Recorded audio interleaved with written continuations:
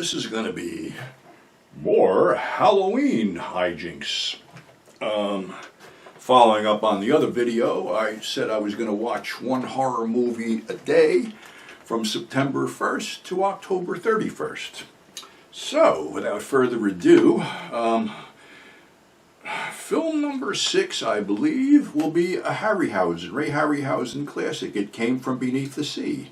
Tale of a giant octopus woken up by nuclear radiation that basically takes out a few boats, eats a lot of sailors, and then attacks the San Francisco Bridge. Pretty cool flick. Kenneth Tobey is the perennial hero again as a submarine commander, and eventually the beast is dispatched at the end of the film.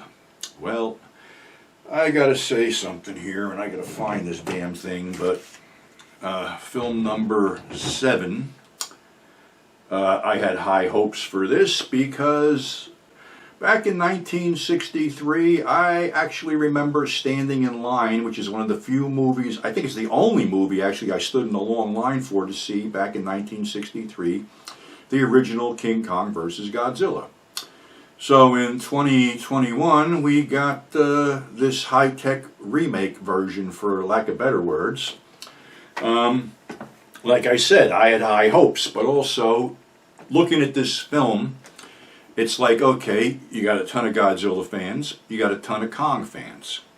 Then they threw in this whole thing that they're all titans or something that came from Hollow Earth, which was started back in Kong on Skull Island, which, as far as I'm concerned, was the best out of the 3 features. The Godzilla one was dark and rainy, had too many monsters, and this one, well, think of pro wrestling when you think of this one, because like I said, Godzilla's got his fans, Kong's got his fans.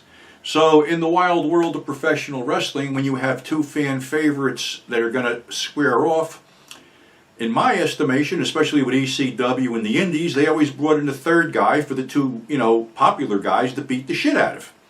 So this is pretty much what happens here. They got a Mega Godzilla or Mechanical Godzilla or whatever the fuck that thing was that nobody really gave a shit about back in the day. So of course they high-tech this out. So whatever the deal is, Godzilla is supposed to be not pissed off at us, but he is pissed off at us because somebody triggers this whole thing. So he basically he takes out part of Florida, which is no great loss because of the governor down there.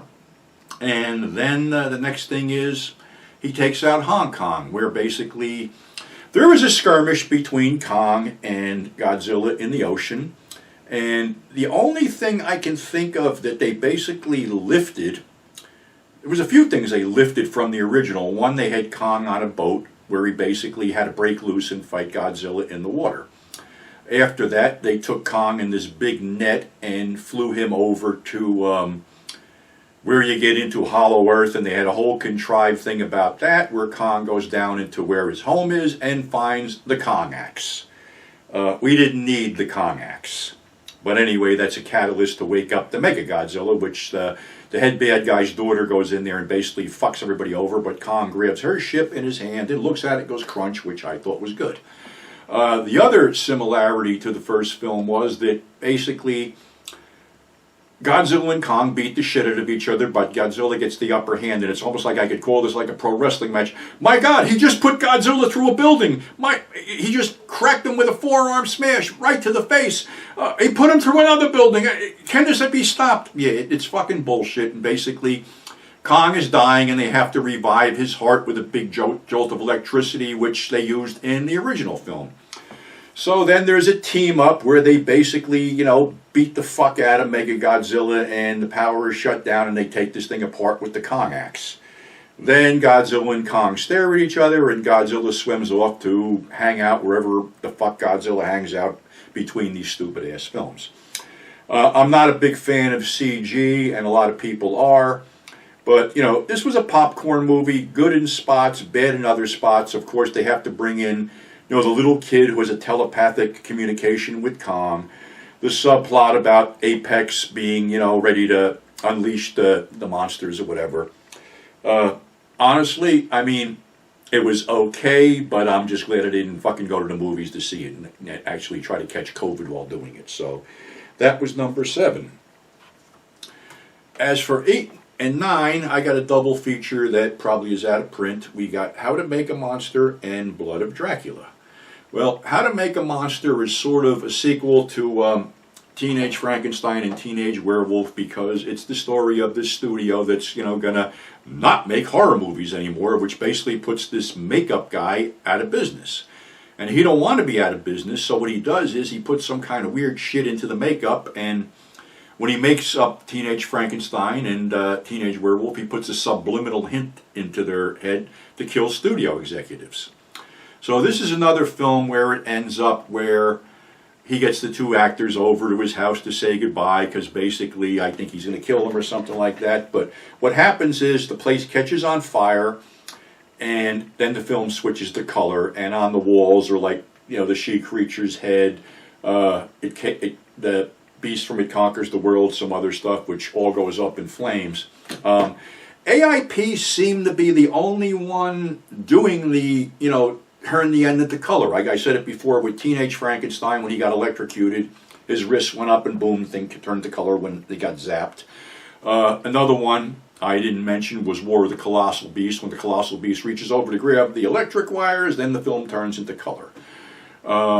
Then this one, where it turned into color. The only other one was the Jack the Ripper import from England, where when the elevator crushed Jack the Ripper, the blood pouring through the floor turned to color. So that was another gimmick that they used. This other feature, another AIP one, Blood of Dracula, was another AIP sucked the teens into things like that. Basically, it's a woman turning the girl into a vampire, and she takes out other people. It's another AIP one that actually did get released on a DVD, which I said there. This is from Lionsgate. It may be out of print this time. Film number 10, going back to big monsters, is The Lost Continent, with Cesar Romero, John Hoyt, Hugh Beaumont, Whit Bissell, Chick Chandler, and Sid Melton. There's a rocket which goes up into outer space and winds up on this mesa on this island. Aquanetta shows up for a brief period of time as everybody's leaving the island. Well, when everybody climbs up to the top of the island, and they lose Whit Bissell in the interim, he falls off and dies. The thing turns into a green tint, and there is actual stop-motion dinosaurs roaming around on top of the plateau. There's a brontosaurus, a couple of triceratops. Sid Melton is killed by one of the triceratops, and in a really weird little cut. I remember buying this thing on a VHS tape, and not that they showed Sid getting gored by the triceratops, but that whole scene just got a jump cut and was out of there for some fucking reason. Don't know. Stop motion stuff is pretty cool. The dinosaurs bleed when they fight, and the island is basically, after they find the rocket and get the information out of the rocket, there's an earthquake, and the plateau and the island are basically going to sink. So they basically, where it took them like 3 or 4 days to climb up the plateau, it takes them like 5 fucking minutes to get down to the thing and get to safety and jump in a canoe, because the islanders have all left, and paddle out to safety. Very cool little film, like I said, early stop motion effects with the brontosaurus and the triceratops, and cool, like I said, and 50s icon actors, Whit Bissell, who was the deranged scientist in both of the Teenage Frankenstein and Teenage Werewolf movies. Hugh Beaumont, who was basically Beaver's father on Leave It to Beaver. John Hoyt, who was another fixture in 50s horror films. And Cesar Romero, who went on to become the Joker in TV's Batman.